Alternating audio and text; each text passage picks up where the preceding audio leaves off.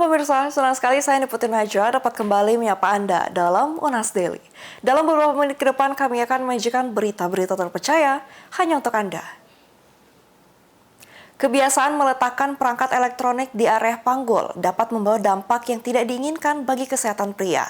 Dalam jangka panjang, kebiasaan ini bisa mempengaruhi kondisi reproduksi dan berpotensi menimbulkan masalah serius. Berikut liputan selengkapnya untuk Anda.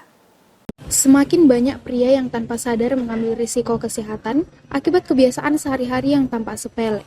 Salah satu kebiasaan yang sering diabaikan adalah penempatan perangkat elektronik di area tubuh tertentu yang ternyata dapat memicu masalah serius dalam jangka panjang. Penempatan perangkat elektronik seperti ponsel atau gadget di area kantong, khususnya pada pria, kerap menyebabkan hipertermia. Hipertermia adalah peningkatan suhu akibat panas yang dipancarkan oleh perangkat elektronik tersebut.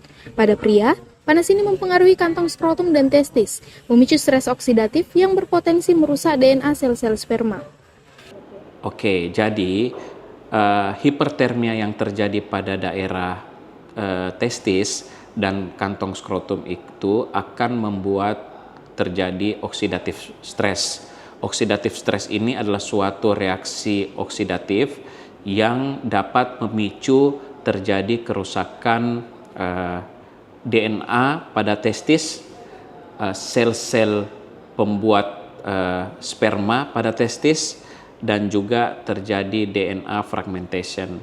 Hal ini apabila berkepanjangan akan membuat sel sperma tersebut menjadi rusak, sehingga jangka panjang akan terjadi kemandulan pada seorang pria. Dr. Syarif menambahkan, dalam jangka panjang, kondisi ini dapat menyebabkan fragmentasi DNA pada sel sperma, mengakibatkan kerusakan sperma yang signifikan. Jika kerusakan ini terus berlanjut, pria dapat mengalami infertilitas atau kemandulan. Gaya hidup yang sehat dan pengobatan dengan antioksidan dapat dianjurkan untuk memperbaiki kondisi ini. Sebagai langkah pencegahan, para ahli menyarankan untuk tidak meletakkan perangkat elektronik di sekitar panggul, khususnya di kantong skrotum. Panas yang dihasilkan oleh baterai atau perangkat tersebut dapat meningkatkan risiko kemandulan pada pria akibat kerusakan sel-sel testis. Feni Septiani Samuel, Unhas TV. Pemirsa, bagi masyarakat Indonesia tentu teh menjadi minuman yang tak asing lagi. Bahkan telah menjadi favorit bagi sebagian orang. Minuman ini seringkali disajikan dan dinikmati dalam keadaan hangat ataupun dingin. Namun mengenai teh hangat atau dingin, sebenarnya yang mana lebih baik untuk dikonsumsi? Berikut liputan selengkapnya untuk Anda. Teh merupakan salah satu minuman yang banyak dikonsumsi masyarakat Indonesia. Bahkan dengan perkembangan teknologi, minuman tren ini sudah banyak diperjualbelikan dengan berbagai bentuk yang unik. Salah satunya dalam bentuk teh botol. Jelas bagi sebagian orang, tak lengkap rasanya jika sehari tanpa segelas teh, dipadukan dengan beragam jenis makanan yang menjadi pelengkap cita rasa. Teh hangat dan teh dingin adalah dua jenis teh yang sering dikonsumsi. Meski sama-sama teh, tidak semua orang memilih menyeruput secangkir teh panas. Ada juga justru memilih menikmati teh dingin terlebih pada saat cuaca yang panas. Perbedaan pilihan pada dua jenis teh ini memunculkan pertanyaan, lebih baik dan sehat mana antara teh hangat atau teh dingin? Menurut dosen gizi Unhas, Safrullah, bahwa teh hangat ataupun teh dingin, keduanya memiliki perbedaan. Namun yang pasti, keunggulan pada teh terletak pada kandungan antioksidan. Kandungan antioksidan dalam teh dapat mengurangi risiko penyakit kardiovaskular, meningkatkan kesehatan tulang, mendukung sistem kekebalan tubuh, hingga menurunkan risiko kanker. Meski teh yang diseduh dengan air hangat atau panas, diduga cenderung menurunkan kadar antioksidan karena sifatnya yang tidak stabil terhadap pemanasan. Namun, teh hangat mampu melancarkan aliran darah menuju pencernaan, mampu memberikan efek relaksasi hingga membantu membuang racun dalam tubuh. Itu di dalamnya yang unggul itu adalah antioksidannya. Ya, jadi ada kandungan polifenol di dalamnya yang mana kemudian ini bisa mencegah radikal bebas yang ada di dalam teh. Sebetulnya jika teh itu kita olah dengan tepat di sini, termasuk diantaranya ketika kita seduh dengan air hangat ataupun di sini menggunakan es, itu tentu ada perubahan-perubahan meskipun itu kembali ke preferensi masing-masing ya. Kalau misalkan terkait dengan antioksidan tadi, maka kemudian teh yang diseduh dengan air hangat ini cenderung akan menurunkan kadar antioksidannya dikarenakan sifat dari antioksidan itu sendiri yang relatif tidak stabil terhadap pemanasan. Tetapi biasanya kalau teh hangat itu biasanya ini juga tentu ada juga manfaatnya ya. Kalau misalkan diseduh dalam keadaan hangat di sini, maka itu bisa membuat aliran darah yang menuju ke saluran pencernaan itu lebih lancar, sehingga kemudian ada relaksasi yang terjadi sehingga merangsang otot-otot pada saluran. Sementara teh dingin memiliki kandungan antioksidan yang lebih tinggi. Menurut Safrullah, penambahan gula pada teh dingin biasanya lebih sedikit. Kandungan gula ini biasa berpengaruh jika dikonsumsi berlebihan yang berujung pada diabetes, berat badan, ataupun penyakit lainnya. Selain itu menurutnya karena kandungan gula yang biasanya sedikit pada teh dingin mampu mengurangi masalah gigi berlubang atau karies gigi.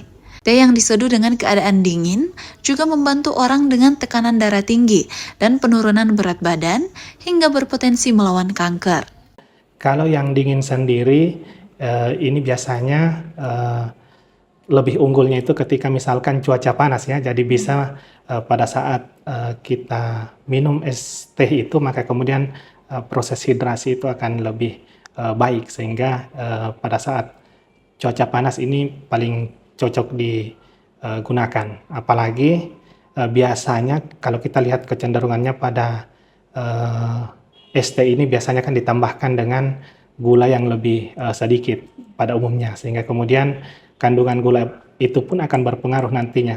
Jadi kandungan gula yang berlebih yang ditambahkan pada teh ini justru akan memicu berbagai hal, termasuk diantaranya bisa menyebabkan kelebihan asupan gula, yang mana kemudian itu bisa berujung pada kelebihan berat badan, diabetes, dan sebagainya. Terkait dengan teh dingin tadi, karena kan biasanya juga kandungan gula yang ditambahkan itu lebih sedikit ya.